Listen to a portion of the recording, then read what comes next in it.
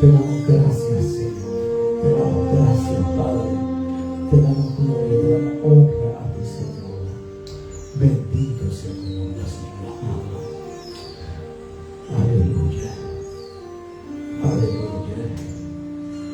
Aleluya. Santo, santo, santo eres, Padre. Gloria a ti, mi Rey.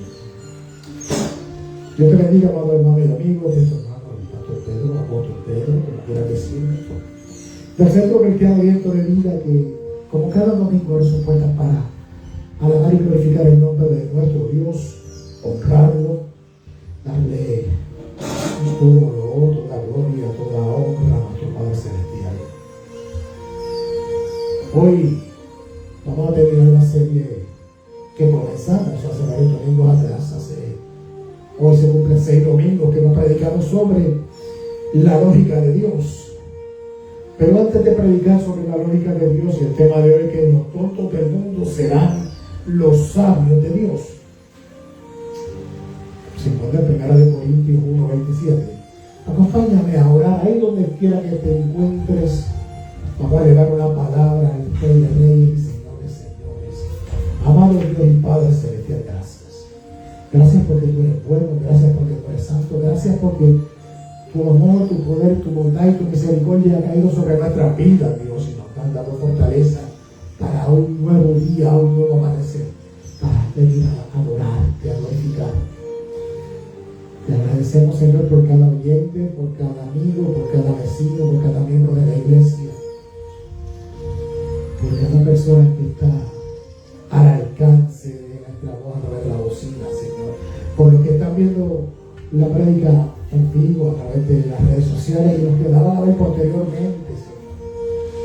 Te pedimos por cada uno de ellos que tú abres conforme a tu voluntad y a tu propósito en su vida, en el nombre poderoso de Cristo. Amén, Señor, amén. Vamos a empezar con nuestra vida abierta, con nuestro viento.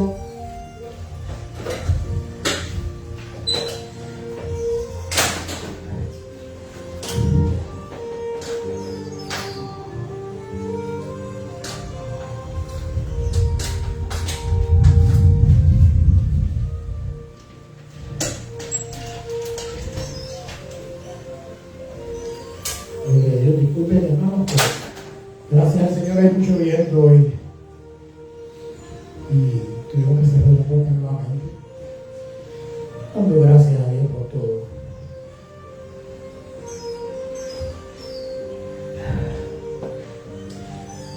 Como hemos hablado durante estos 6 domingos, 5 domingos ya, con el 6, con el de hoy, hemos hablado sobre la lógica de Dios, y el primer domingo hablamos que los débiles serán fuertes a través de la palabra de Joel 3:10.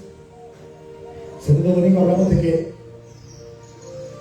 el líder va a ser el servidor de todos a través de Lucas 22:26.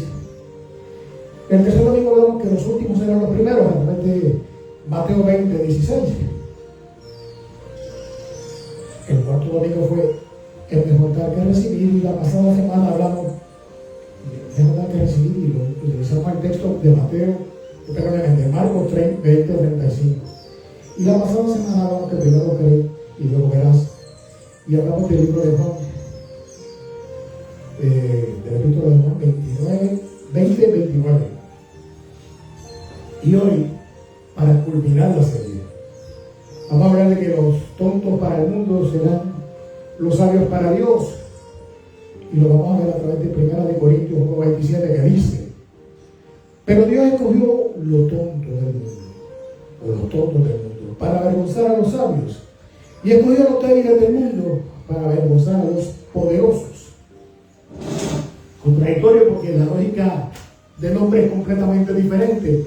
Cuando usted le toca escoger, o al momento de escoger un equipo de trabajo, usted se va a fijar en las habilidades.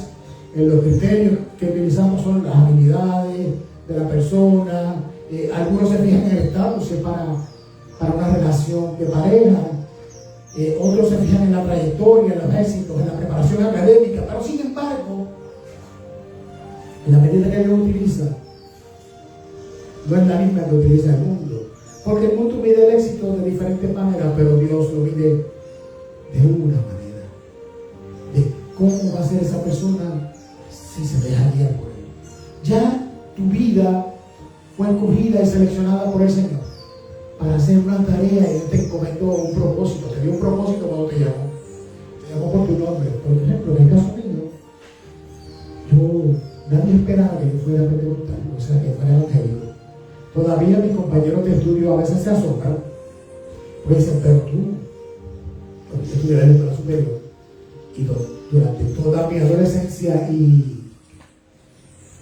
y ya parte de hombre joven, pues hacía lo mismo, perseguía a los cristianos, me burlaba de ellos, no los respetaba, yo no creía en las cosas que creo actualmente. Le hacía la vida de cuadros y de papelitos a mucha gente y no tenía respeto por ellos. Por eso yo tuve que, como le pasó a Pablo, hacerme caer de bruces de mis propios pies. El que encuentra el caballo de Pablo en la Biblia me dice el texto que le voy a dar un papel. Pablo se cayó de sus propios pies porque chocó con Cristo. Y eso me pasó a mí. Yo choqué con Cristo. Y mucha gente ha sido descalificada para el mundo, pero ha sido calificada para Dios. ¿Por qué? Pues mira, te diría que no hay un porqué, sino hay un para qué, un propósito. Porque, por ejemplo, entre los tontos que podemos mencionar, uno de ellos era el apóstol Pedro, que era discípulo de Jesús, era un hombre impulsivo y negó a Cristo. Mateo era un traidor para el pueblo judío porque era recaudador de impuestos y le robaba. Tomás era un incrédulo. Judas era ladrón y traidor. Marta estaba siempre afanada. Lázaro estaba ya muerto. José era un vanidoso porque se engrandecía de lo que Dios le hablaba diariamente. David era un adúltero y asesino. Pablo era un terrorista, perseguidor de la iglesia. Moisés había asesinado y fue cobarde. El ganadero estaba loco. La mujer samaritana no era digna porque le pidió 5 maridos. Y ella estaba en depresión, pero a todos ellos Dios lo usó. Dios los llamó con un propósito. Porque tenía algo que ofrecerles y a través de ellos, iban a salvar a mucha gente. Por eso la lógica es que lo que el mundo llama tonto, lo que el mundo llama necio, lo que el mundo dice que sería incapaz de hacer esto, de hacer lo otro, Dios lo llama y lo utiliza para su gloria. Dios no demanda, inteligencia, habilidades, poder o estatus, como pasa con el mundo. Los que venimos a Cristo, entramos a su equipo, lo hacemos por fe y por gracia mediante la fe. Efesios 2, versos del 8 al 9, dice, porque por gracia hemos sido salvos mediante la fe. Esto no procede de ustedes, de nosotros, sino que es un regalo, una dádiva de Dios, y no por obra, para que nadie se jacte. O sea, tú y yo venimos a los pies de Cristo por fe, por gracia, por la gracia de Dios, mediante la fe. Por eso es que muchas personas no logran entender lo que significa ser agradecido a Dios y hacer su voluntad. Porque yo no estaría aquí parado o sentado frente a ustedes si no fuera por nuestro Dios. Primera de Corintios 1:18 dice, porque la palabra de la cruz es locura para los que se pierden, pero para nosotros los salvos es poder de Dios. Mucha gente no logra entender por qué tú y yo somos cristianos, por qué servimos a Cristo, por qué nos tenemos que hacer X o Y cosas. Al principio de mi conversión, me acuerdo que mi padre me ofrecía cerveza y yo no quería. Me ofrecían cigarrillos, eran cosas que yo hacía normalmente en mi vida anterior, pero yo no quería. Me ofrecían drogas, yo no quería. Me ofrecían vicios, placeres, mujeres, y yo no quería. porque no quería defraudar a aquel que me llamó y me sacó de las tinieblas a su luz admirable. O sea, hay un verdadero cambio cuando Dios te llama. Cuando tú no vienes pendiente a lo que te dan, sino que vienes pendiente al que te da, al que es dador de vida, al que es hacedor de milagros, al que puede hacer que tu dolor desaparezca o que sea más tolerable, al que puede restaurar tu matrimonio, al que puede rescatar a tus hijos, al que te puede sanar de una enfermedad. Y lo hace por gracia y por mediante la fe. Dios te va a premiar, Dios va a hacer cosas. El plan de salvación de Dios es bien sencillo y tan sorprendente que aún los sabios del mundo no pueden entenderlo, porque solamente lo que tienen que hacer es coger tú y sígueme. Sígueme tal como estás, ven a mí tal como estás, yo te voy a restaurar. Eso es lo que te pide Dios. Dios no te pide que milagros o que te desprendas de todas las cosas. Dios te dice sígueme, como le dijo a cada uno de los apóstoles. Ven, sígueme. Te voy a hacer pescador de hombres, te voy a hacer esto, te voy a sanar. En el proceso te voy a libertar. En el proceso Dios te va a cuidar, te va a alimentar, te va a proteger, te va a adorar. Y entonces tú vas a poder adorarlo. La salvación no pasa por las capacidades del mundo, ni pasa por una capacidad por razonamiento. No podemos ir al cielo pensando que es porque yo quise llegar al cielo, porque ¿dónde dejaríamos a los filósofos o a los grandes pensadores o a los estudiosos, a los especialistas en debate? Porque si fuera por todo lo que sabemos, ellos irían primero que nosotros, porque ellos son especialistas, pero no es por nosotros, no es por lo que tú y yo hagamos o por lo que tú y yo sepamos, es por lo que hagamos en las manos de Dios. No es nuestro propio esfuerzo, sino en el esfuerzo de Dios. Dios ha hecho que la sabiduría del mundo parezca una ridiculez, porque para Él es ridículo. A Él no le interesa cuánto tú sabes de esto o de lo otro, porque Él es quien te da la sabiduría. La palabra establece que el principio de la sabiduría es el temor a Jehová. O sea, que todos estos estudiosos, grandes filósofos, psiquiatras, médicos, muchos de ellos no tienen temor de Jehová, por eso su capacidad intelectual o su sabiduría es limítrofe, es limitada. Primero, ellos muchas veces no reconocen el poder de Dios. Cuando a mí me dio mi enfermedad, que me tenía 4 meses de vida, el médico no sabía porque yo había vivido tanto y murió sin reconocer que Dios había hecho un milagro en mí. Él murió de cáncer y no. Eso lo hace Dios, no lo hago yo. La sabiduría de Dios la aseguró para que el mundo la considere, solamente se considera por el aspecto humano, pero nuestra sabiduría proviene de nuestro Dios. Primera de Corintios 20, 21 dice que para el mundo es ridículo, pero para los que creen en la salvación de nuestras almas es poder. Es Dios que está obrando, es Dios que está haciendo. No solo el mensaje de Dios parece insensato para el mundo, sino también que para ellos parece ridículo.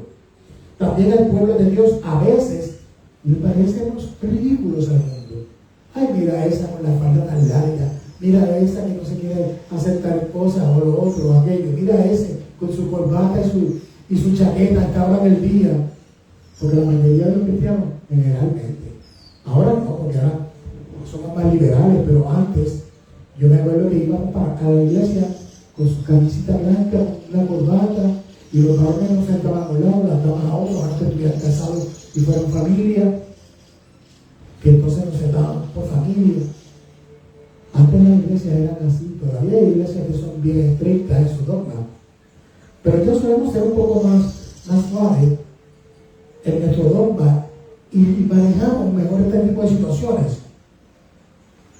Dice 1 Corintios 1, 26 y 27, pues consideren, hermanos, su llamamiento No hubo muchos sabios conforme a la carne, ni muchos poderosos, ni muchos nobles, sino que Dios ha escogido a lo necio para avergonzar a los sabios y a lo débil para avergonzar a los poderosos. Porque es Dios quien escoge, es Dios quien llama. No te va a llamar por todo lo que tú sepas, te va a llamar porque conoce tu corazón y sabe que tú en sus manos vas a estar dispuesto. Yo jamás pensaba poder predicar. Yo tenía encargado una palabra que había depositado en mí mi tía abuela, que fue que me crió. Porque como lo he contado muchas veces, a pesar de que era una hija de María, era una mujer que oraba y que leía la Biblia y que sabía lo que Dios tenía para mí. Dios tenía un propósito. Y ese propósito ella lo pactó con Dios. Le decía, yo sé que sacerdote no va a ser, pero algo pactó. Algo pactó. Sácalo de donde está. Oraba con fuerza. Nunca maldecía. Nunca hablaba mal. Siempre trataba de protegerlo.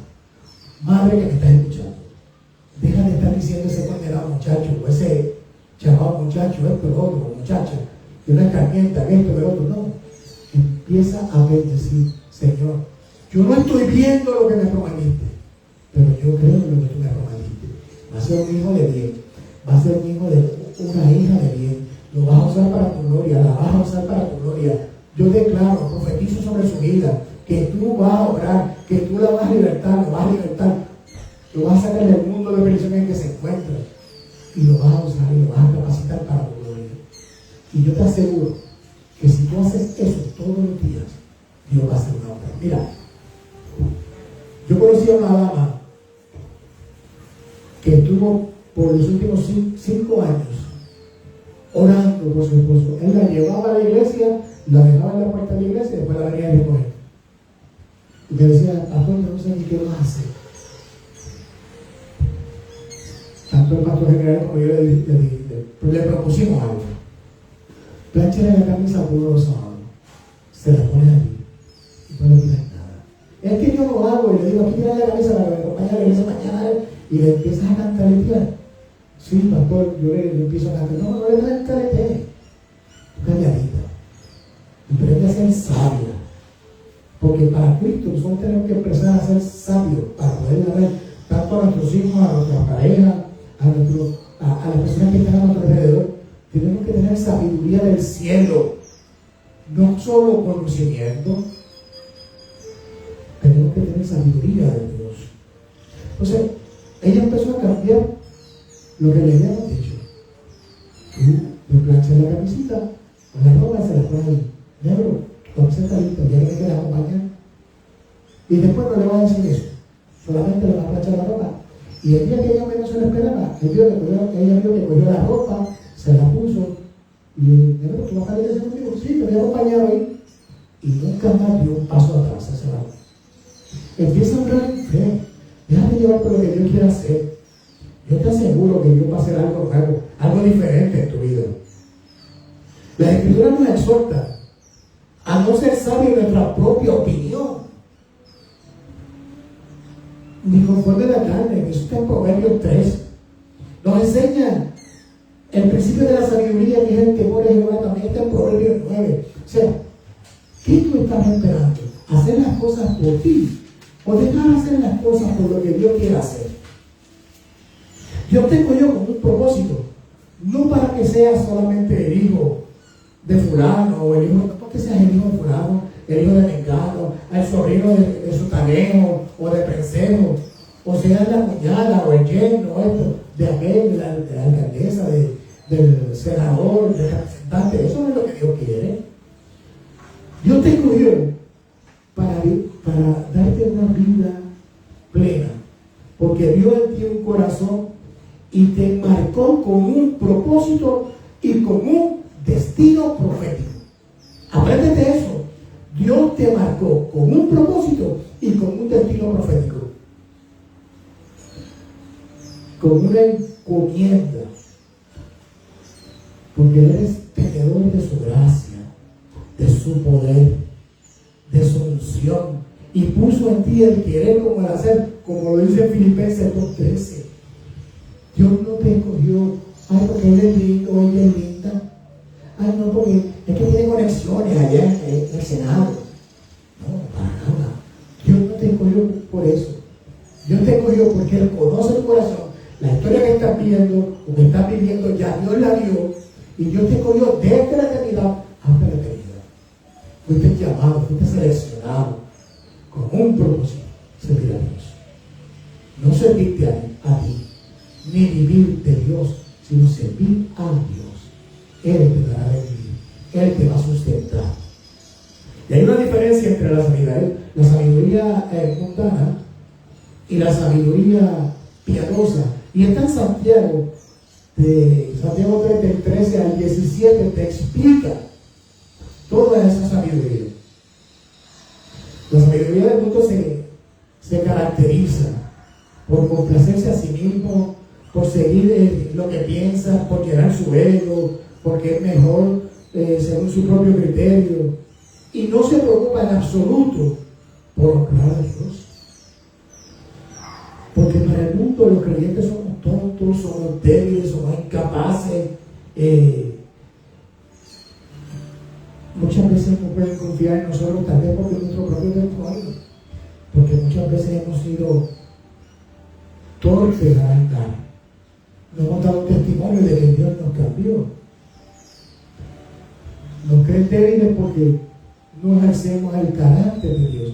Y no es que sea un bravucón, no es que sea un bocón o una bocona. Eso no es ser valiente o ser fuerte, no. Al contrario, cuando tú eres un bocón o una bocona, demuestras tu debilidad. Demuestras que tienes falta de carácter. Demuestras que eres una persona insensata, intolerante. Y son cosas que a Dios no le agrada. Yo tenía un pastor, el pastor Abel Cordero, nosotros le decíamos el viejito, mi esposa lo llegó a conocer, que decía: el cristiano se caracteriza por los callos que tiene en su lengua. Cada vez que algo te pasa por la mente, mira a ver cómo reaccionaría Jesús. Y cuando quieran gritar y decirle a la gente 4 cosas, empieza a morderte la lengua. Baja la cabeza.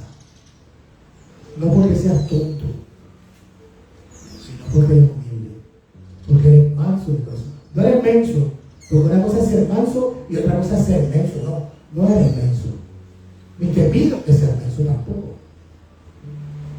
porque tienes que actuar en momentos determinados, pero tienes que ser manso como paloma y astuto como serpiente. Saber en qué momento puedo hacer X o Y cosa.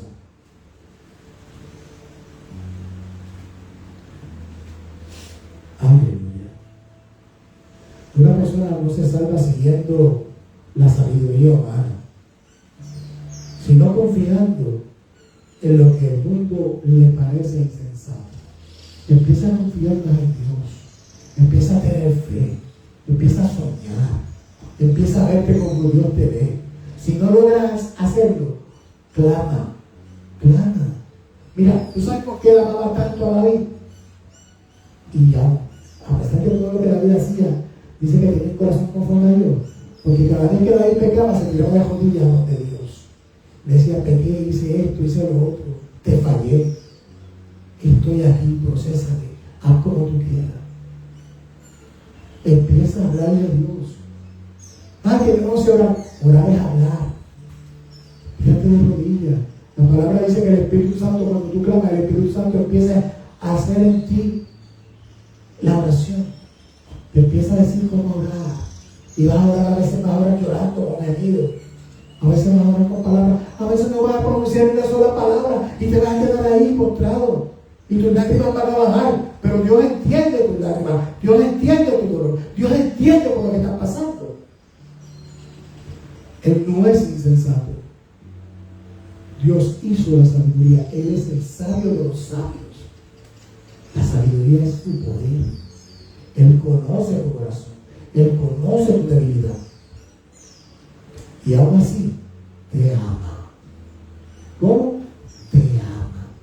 Porque Dios te ama tal como eres. Aún cuando no eres perfecto, aun cuando tienes 1000 cosas en la cabeza, aun cuando pides 20 confirmaciones, aun cuando eres un incrédulo, Dios te sigue amando. Dios nunca dejó de amarte. Con la fe se hace el milagro.